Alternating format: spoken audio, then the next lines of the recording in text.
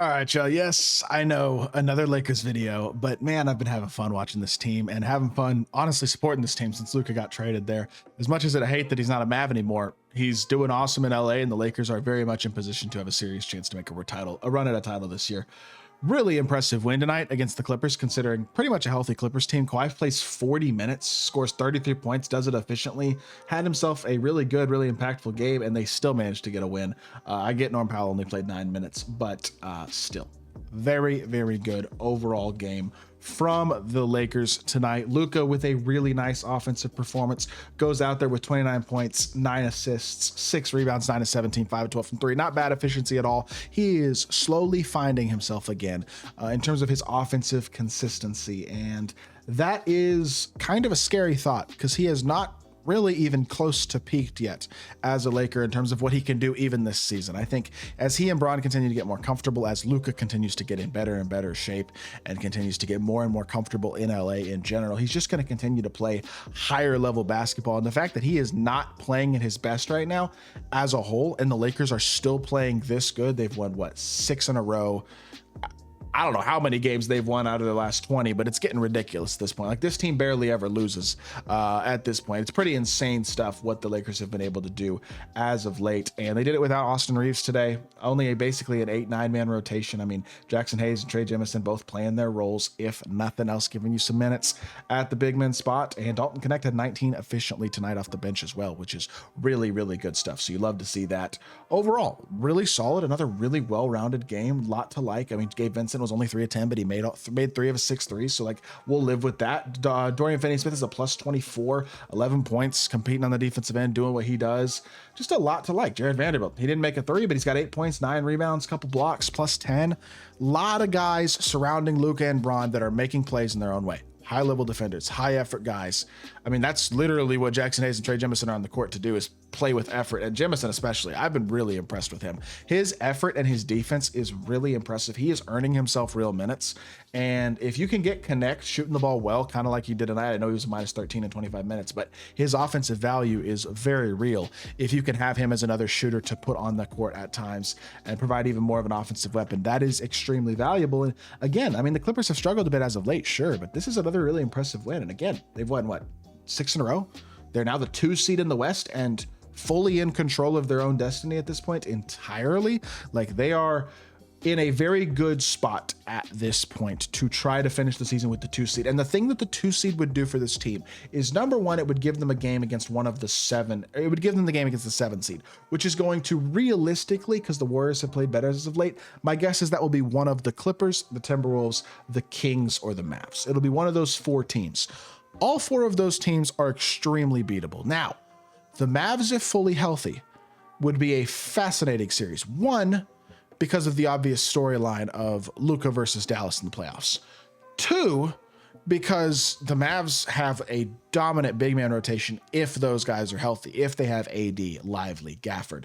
The problem for Dallas is, number one, none of those guys are healthy right now. Number 2, no guarantee they're all healthy by the end of the year. Number 3, they haven't played much together, especially AD, who only played a little over a half as a Mav. So it's no guarantee that that team is able to get back in position to be a real contender. I mean, to even make the playoffs, there's no guarantee they do that. So I just think realistically, being the 2 seed, number 1, gives you an easier first round matchup in all likelihood. But number 2 gives you home court advantage in the second round if you win the first round, which means if you're going up against Denver or Memphis in the second round, getting that home court advantage will be extremely valuable. Look, Denver's a tough matchup for LA in theory because of the Jokic issue, but they did an awesome job against Denver in the last game. And I'll be interested to see if this iteration of the Lakers post Darvin Ham has maybe solved the Jokic issue to a certain extent, to where they can at least beat the Nuggets despite Jokic's greatness. You're never going to solve Jokic.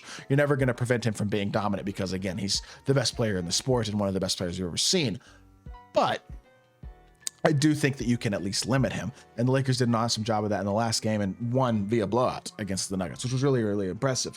And the interesting thing when you look at the standings is Lakers are 2, Nuggets are 3, Memphis is 4, obviously all very close together, even Houston at 5.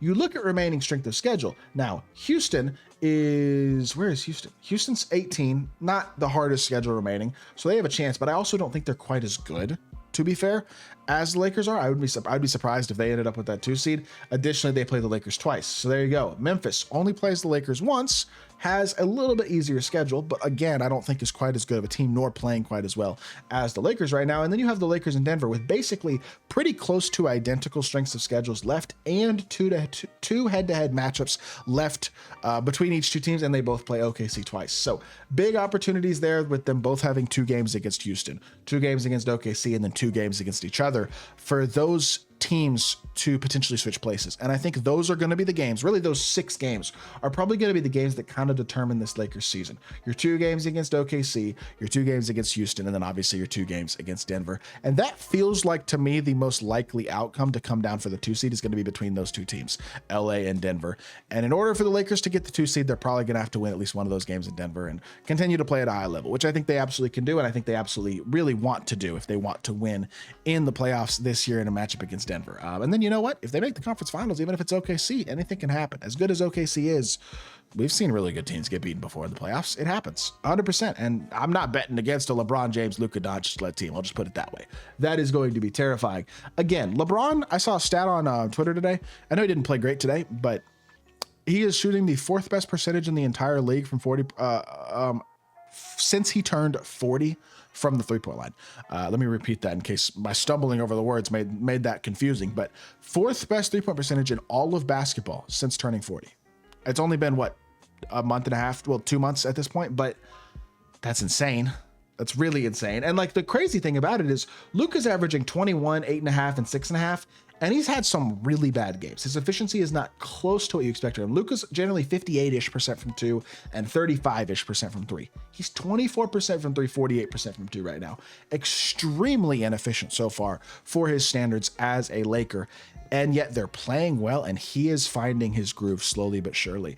When Luka gets back to being Luka on the offensive end of the court, good luck. The fact that they're able to win games like this, these last 2 games against the Clippers, basically without Austin Reeves too, considering he barely played in the last game and then didn't play at all today, that's also extremely impressive because that 3-headed monster offensively is terrifying. I mean, Reeves is having an awesome year on the offensive end of the court, has really evolved as a playmaker himself as well. That's the thing. The Lakers have 3 high-level scorers and high-level playmakers in that LeBron, Luka, Reeves trio. And I just think outside of those 3 guys, everybody who steps foot on the court on a night-to-night basis is going to be a dog. High effort, high intensity, high level defense, except for Dalton Connect. Now, Connect doesn't provide that defensive ability, but what the Connect does provide is the ability to shoot the 3 ball at an extremely high level. I know he's only 35% from the season, but we know that that stroke is wet. Like, he is knocked down. We've all seen it. And he provides high level spacing ability, and he's very efficient around the rim as well. 61% from inside the arc this year. So very, very good stuff. All right, there is from Connect as well. I just think overall this roster is really well set up to be versatile enough and athletic enough and competitive enough outside of the trio of Braun, Luka, Reeves to be really, really good. I didn't even mention the fact that Rui Hachimura didn't play today either. That's another guy who's playing a lot of small ball 5 for them, has been really, really effective and has been really, really good.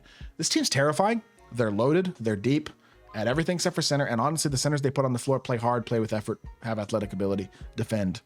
It's all you can ask for. The recipe for success is absolutely there. And I'm just going to continue to talk about how good this team is because, man, they're fun to watch. Man, I want them to succeed. It's not Luka's fault he got traded to LA. I want the man to succeed. And this is a fun, really good team. The best the Lakers have been since they won the title. And, well, since Solomon Hill hurt Braun in 2021 anyway. And hey, they got a serious chance. Let's just put it that way. We'll see what happens. Playoffs could be awesome this year. A Mavs-Lakers first-round series looks very possible and would be insane as well. So with that being said, that's going to do it for the video. I hope y'all did enjoy. If you did, make sure you hit that like button, leave a comment, and subscribe. I'll be back with more NBA content very, very soon, and I appreciate y'all. Peace.